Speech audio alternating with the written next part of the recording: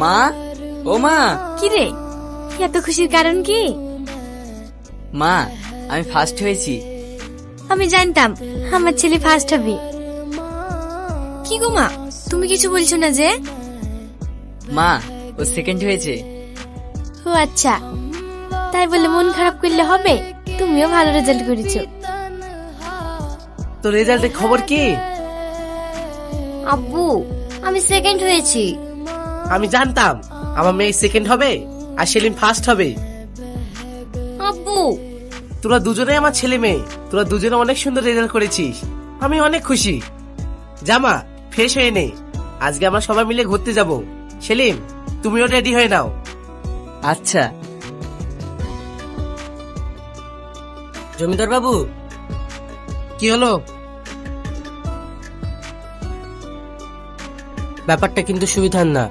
এতদিন ওরা ছোট ছিল, একসাথে খেলা করেছে, এখন ওরা বড় হচ্ছে। এরকম মিলেমিশে করতে করতে কখন কি ঘটে ফেলবে আপনিও বুঝতে পারবেন না। সেটা আমি কোনোদিনও হতে দেব না। বারুদে আগুন লাগানো কমপ্লিট। দাঁড়াও সেলিম, তোমাকে আমার নিজের ছেলে মতন দেখতাম, কিন্তু তুমি কি না। জমিদার বাবু, আপনি ভুল ভাবছেন।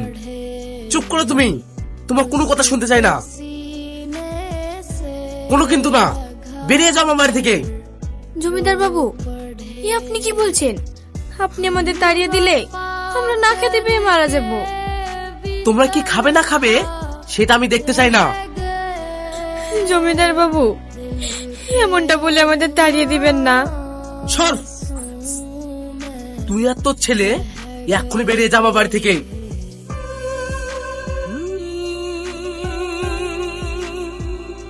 চলো।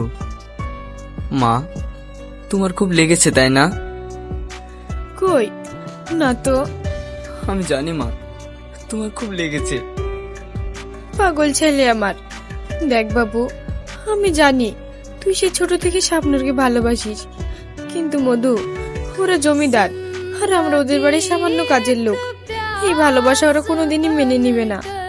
কিন্তু মা, আমি যে স্বপ্নকে অনেক ভালোবাসি।